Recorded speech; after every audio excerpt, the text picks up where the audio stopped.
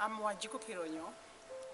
I'm a counseling psychologist, and I would like to further discuss an issue that I discussed elsewhere regarding prostitution in Kenya. I have often heard that problems of poverty is a justification to many young children being introduced to prostitution at a very early age, and that drug use and abuses is a common scenario within those activities. There is always a question as to who benefit from such activities. We have seen quite a lot of young girls and boys who have been introduced to this trade.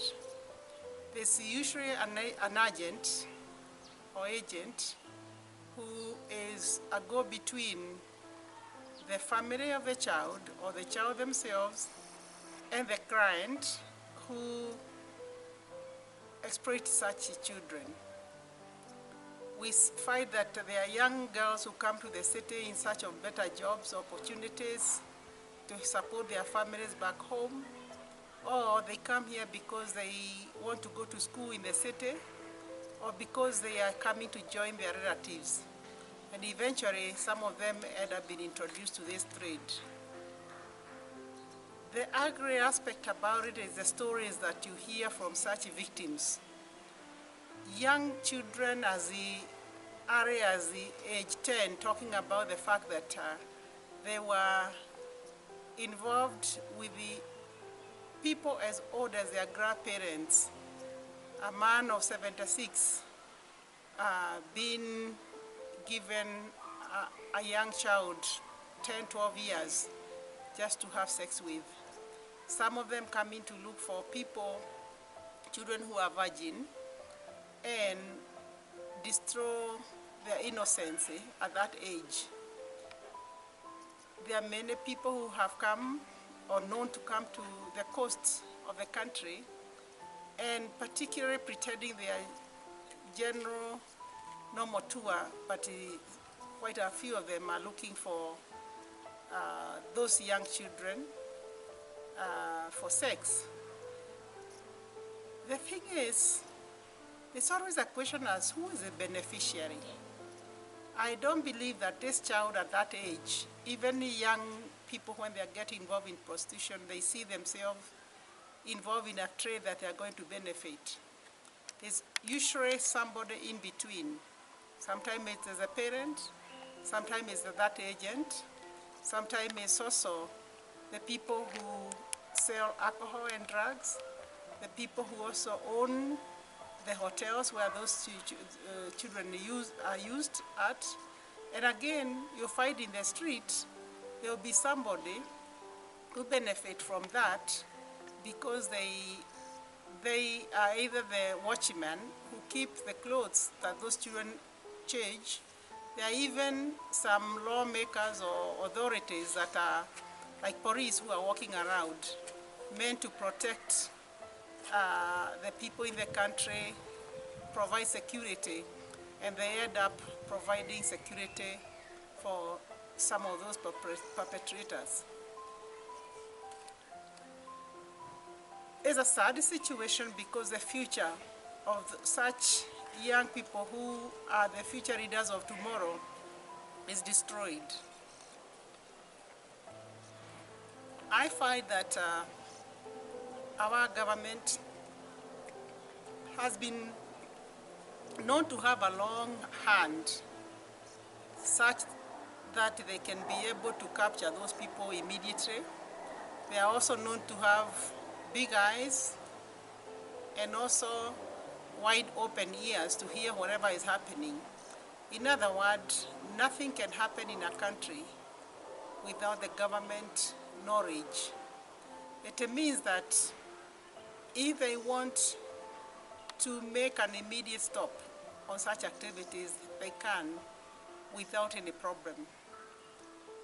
We have seen that instantly when the polythene papers in this country were meant to be stopped. It was an instant move, despite the fact that it was people were reluctant and they were commonly widespread everywhere. It's also reflected on the fact that smoking in public places was instantly stopped in the country. We have also seen that crowded matatu was instantly stopped. And so anything that our system want to address can address instantly. The important thing is to have interest on the issue and a good intention. We knew that when shisha was being stopped in this country, there were people at the top level that were resistant. Just like drugs in a country usually is associated with people, big people who bring it in the country. The peddler is only a small timer. The beneficiary of the activities is a very big fish. And so, and the government, if they want to stop that, they know, or they would know exactly who that person is or who are the people who are involved in that. And therefore, my feeling is that robbing the children their innocence, destroying the future of our nation for the sake of tourism in a country only benefit a few people, or the consequences will be a very heavy price for us to pay in a country.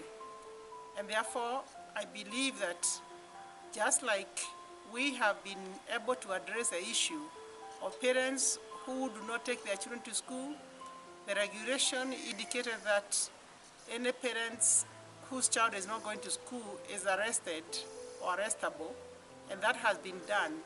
So it is parents who allow their children to go to the street. Children need to be in school before their age of 18, and after they are 18, they can make choices. But that's the time when a mind is developing. This is the time when we are shaping the life of such a child. And so everything has to be done or need to be done to protect the future of that child, because the success of a nation is in the hands of its citizen. And therefore, we must do everything within our means to ensure that there is no conflict of interest when it comes to address and eliminate some of those social problems, such as prostitution in the country, drug use and abuses. Thank you.